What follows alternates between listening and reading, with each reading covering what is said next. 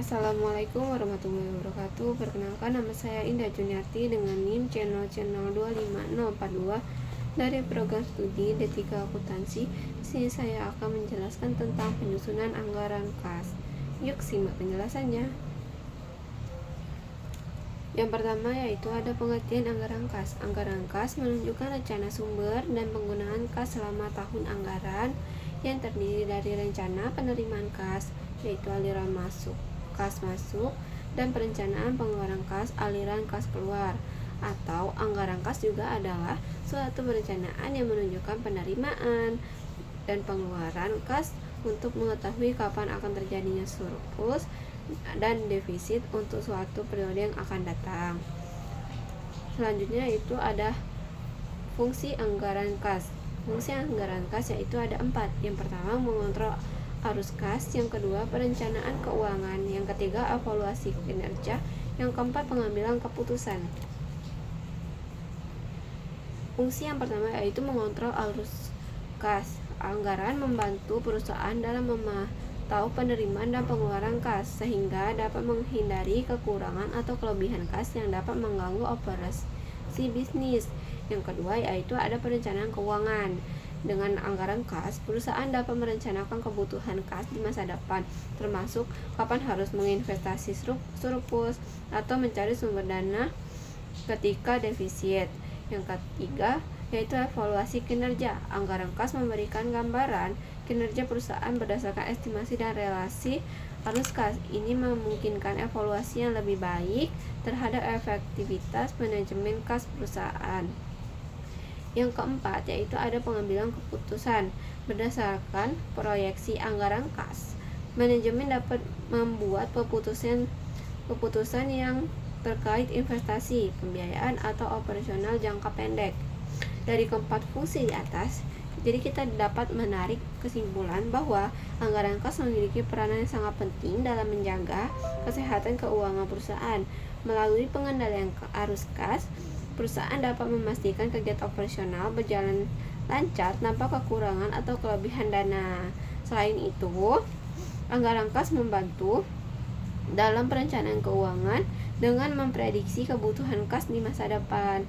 Anggaran kas juga berfungsi sebagai alat evaluasi kinerja untuk menilai efektivitas pengelolaan kas, serta menjadi dasar yang kuat dalam pengambilan keputusan manajerial yang tepat, baik hal investasi, pembiayaan, maupun operasional. Nah, selanjutnya yaitu ada tujuan penyusunan anggaran kas. Tujuan perusahaan melakukan penyusunan anggaran kas adalah untuk yang pertama itu menentukan posisi kas pada berbagai waktu dengan membandingkan uang kas masuk dan uang kas keluar. Yang kedua, memperkirakan kemungkinan terjadinya defisit ataupun surplus. Yang ketiga, mempersiapkan keputusan pembelajaran jangka pendek dan jangka panjang, di mana bila terjadi defisit, perusahaan perlu mencari dana tambahan baru, dan sebaliknya, bila perusahaan mengalami surplus, maka perusahaan harus memilih alternatif penggunaan yang paling menguntungkan. Terus yang keempat yaitu ada sebagai dasar kebijakan pemberian kredit. Yang kelima sebagai dasar otoritas dana anggaran yang disediakan, dan yang terakhir atau yang keenam yaitu sebagai dasar penilaian terhadap realisasi pengeluaran kas sebenarnya. Nah, selanjutnya yaitu ada manfaat anggaran kas. Sebagai yang pertama yaitu sebagai pedoman bekerja, berfungsi sebagai pedoman yang kerja yang memberi arah serta sekaligus memberi target-target yang harus dicapai oleh kegiatan-kegiatan perusahaan di waktu yang akan datang. Yang kedua, sebagai alat pengordinasi kerja, yaitu agar semua bagian-bagian yang terdapat dalam perusahaan dapat menunjang saling bekerja sama untuk mencapai sasaran yang ditetapkan. Terus yang ketiga atau yang terakhir nih, sebagai alat pengawasan kerja, yaitu sebagai alat pembanding untuk mengevaluasi relasi kegiatan perusahaan nanti dengan membandingkan apa yang dicapai oleh relasi kerja yang dicapai oleh perusahaan, dapat dinilai apakah suatu perusahaan telah sukses bekerja atau belum. Dari perbandingan semula dapat juga diketahui sebab-sebabnya penyimpangan antara anggaran dan relasinya. Terus yang selanjutnya, kamu tahu nggak sih jenis-jenis anggaran kas? Yaitu ada dua. Yang pertama, anggaran kas jangka pendek dan anggaran kas jangka panjang. Apa sih anggaran kas jangka pendek? Anggaran ini merupakan alat operasional pengendalian kas sehari-hari. Jangka waktunya disesuaikan dengan anggaran tahunan. Anggaran ini berfungsi sebagai alat pemberian otoritas kas keluar yang secara terus-menerus disesuaikan dengan arus kas masuk dan situasi keuangan pada umumnya. Terus tuh, apa sih anggaran kas jangka panjang? Yaitu meliputi jangka waktu 5-10 tahun yang disesuaikan dengan perencanaan perusahaan yang telah disusun. Anggaran ini juga berguna untuk mengetahui kemampuan perusahaan menambah dana dari sumber-sumber internal dan sekaligus memperkirakan saldo kas pada akhir setiap tahun anggaran. Selanjutnya yaitu ada metode anggaran kas. Ada 3 metode anggaran kas. Yang pertama, metode penerimaan dan pembayaran.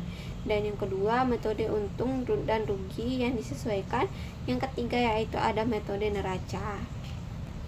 Nah, faktor-faktor yang mempengaruhi anggaran kas juga ada 3, yaitu yang pertama kegiatan operasi, yang kedua kegiatan investasi, dan yang ketiga kegiatan pendanaan. Apa sih kegiatan operasi? Yang pertama, kegiatan operasi adalah kegiatan perusahaan yang bersifat rutin dan terus-menerus dilakukan.